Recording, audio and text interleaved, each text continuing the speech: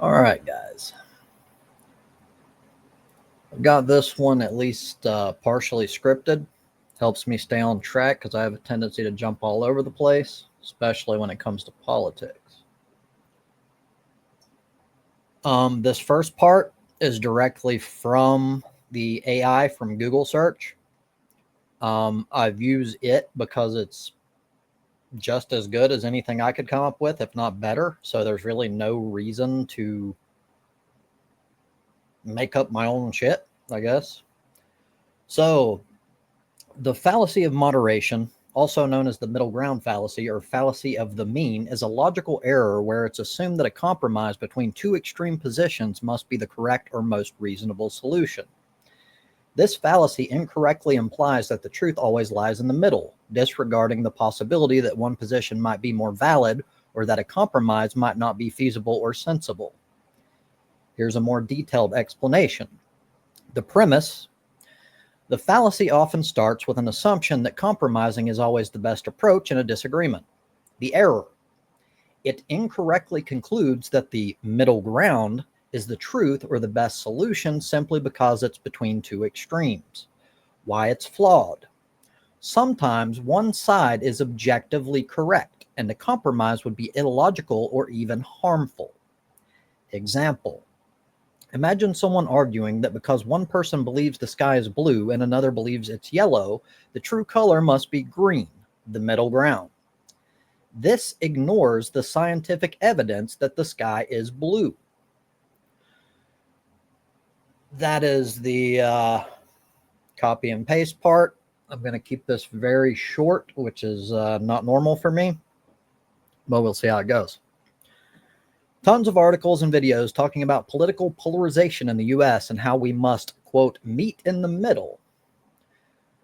I see them all the time.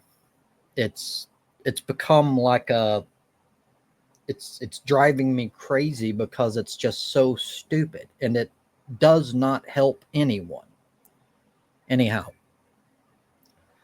this is absurd and absolutely self-defeating in our current political climate. Consider the demented racist belief that the nation should be filled by exclusively or almost exclusively white people. The belief is oftentimes fueled by outright misinformation designed to fearmonger specifically to these type of people and use their emotions against them. They're told that Hispanic people are taking their jobs, which is proven false by the data. They're told that blacks are second-class citizens because they're all violent gangbangers. They neglect important data involving generational poverty, redlining, systemic racism, and the fact that blacks are given much harsher prison sentences than their white counterparts for the exact same crimes. They want to focus on the symptoms rather than the cause, which means they have no desire to fix the actual problem. They are far more likely to reject very basic mainstream science supported by the facts, like climate change. Tens of thousands of scientists worldwide have concluded that human activities are the dominant cause of climate change. In short, a middle ground can't possibly be found when pseudo-intellectualism has become so rampant. Using the prior example, it would be like agreeing to call the sky green because they've been lied to in order to believe it's yellow. We know the sky is blue. There's no meeting in the middle. Politics is no different. They're told both by pundit liars and religious figures that their God abhors homosexuality and that it's a personal choice so that they won't feel guilty for being garbage human beings. The facts show that it is predominantly biological and has little to nothing to do with personal choice. The same goes for trans people, with proven lies made up about perverts preying on people in the opposite sex's bathrooms to propagate fear and excuse blind hatred. They're told that gender and sex are the exact same thing, which is factually incorrect. Let me state that again. It's factually incorrect. It's not about opinions. This is something that we need to move past, where we have this belief, and I'm kind of running off script here for a minute. We have this belief that because it's politics, it's all just people's personal opinions. That's not living in reality. Much of the foundation for your political beliefs are founded on what we consider truths, or at least perceived facts, one way to put it. So when these perceived facts are just objectively incorrect, there is no middle ground.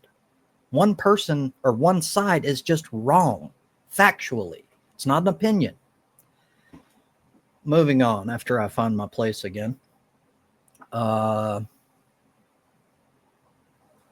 They're told that gender and sex are the exact same thing, which is factually incorrect. Covered that. Quite clearly, one side has a drastic lead when it comes to the truth.